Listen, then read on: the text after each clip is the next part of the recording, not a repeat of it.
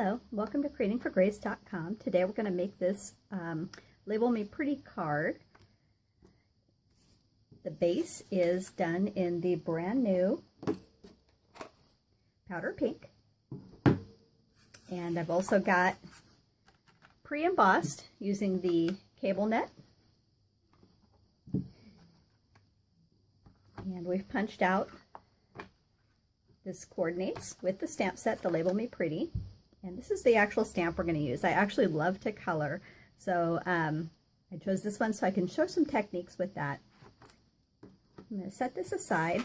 I've got the Stampin'Up watercolor pencils here. That's what we used. I stamped this sentiment in Memento ink because I'm actually not going to color, and I've done some pre-coloring already. But what I wanted to show you is how to get some depth and definition. So a lot of times I will go through and I will color everything that there is to color, and then I will go back with the pencil and I will just add some deepness in the leaves and in the stems. And that's going to give some depth to your coloring. I'm going to do this very quickly. And one of the fun things is it doesn't have to be exact, particularly if you are going to then turn around and use some blender pens or an aqua painter. You could really spend some time doing some really beautiful blending. But for something that's quick and easy like this, this adds a lot without a lot of the work, which makes it kind of nice.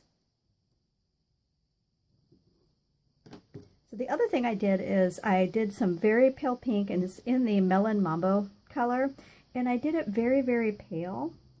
But then I'm going to go back and I'm going to add some definition just on the edges here.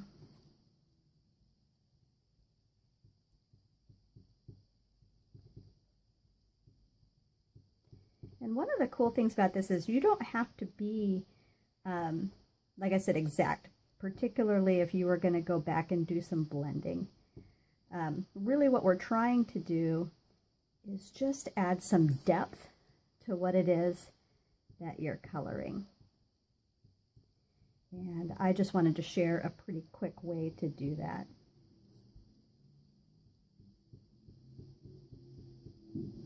One of the cards that I did recently is the new stamp set that has the wishing well. And I had a lot of people ask me about special color technique, and this happens to be exactly what I did. And the stones that are on that turned out really beautiful.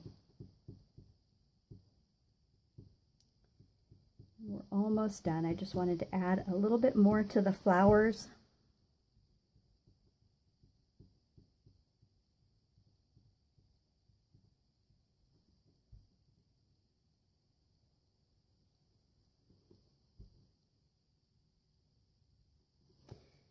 And that's pretty much it. I've done a little bit of the pale pink around the happy birthday, and you can see that really makes the flowers pop.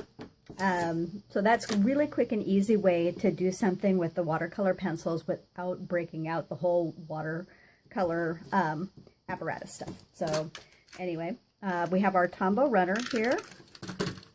And what I did is I did in the powder pink, punched out the same thing that we have our sentiment in, and I'm going to offset it just a bit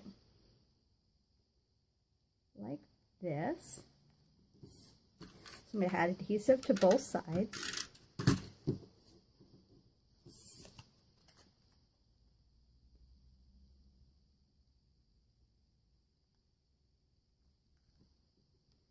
And then one of the things that I like to do is to take our Stampin' Up! Paper snips. And if you have a part that is kind of hanging out above, you can really just round that off a bit. Most of the time, you can get most of that covered up. But if you are very, very detail oriented, that helps immensely. So I'm going to set that aside. We've started with a portrait size. So this is 11 inches. by 4¼ inches. I've scored it at 5½ and folded that in half. On the inside, I always like to put a blank piece of paper. I think it really gives it a finished look. So we're going to run some of the snail adhesive right around the outside. I'm going to add that layer. And then the second layer, this is the emboss layer that we did with the cable knit embossing. And one of the easiest ways I found for attaching ribbon is to just actually start adding your snail adhesive all the way around the outside.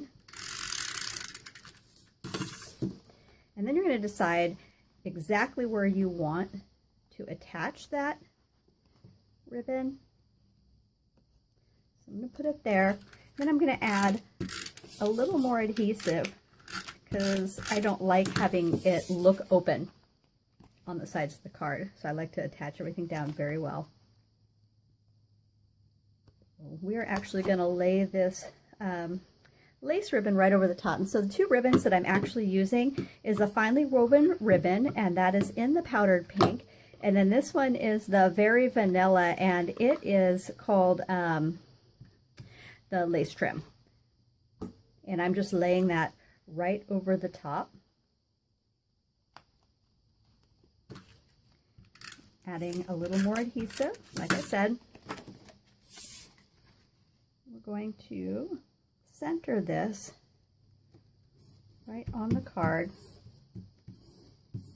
And that's part of adding the adhesive all the way around, especially when you have something that's deeply embossed like that. The other thing we want to do is, my dimensionals, I like to pop up the sentiments to add some depth. And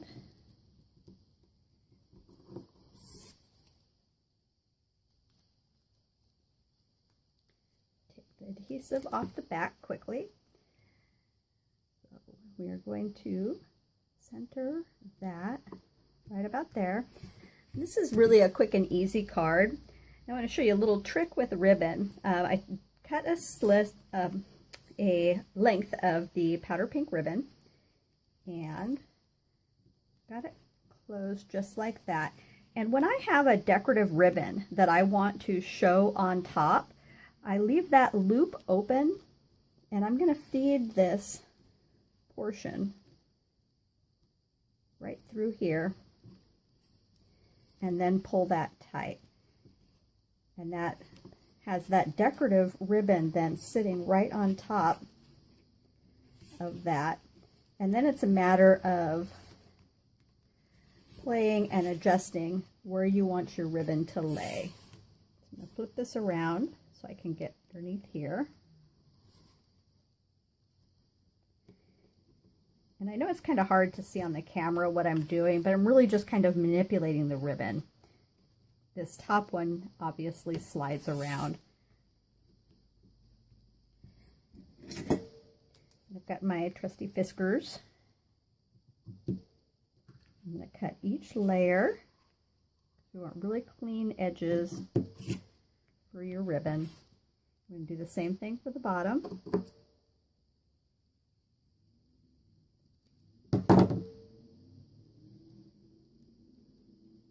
And that's going to lay just like that. And the final thing I always tell people is to make your envelopes pretty. And so I actually had something from the Playful Backgrounds, and I just used some of the pinks and blacks to echo what we had for the happy birthday. And so your card would normally set up just like this. And I'm not sure how well that shows on the camera, but that was our project for today. So thank you so much for stopping by, and happy creating.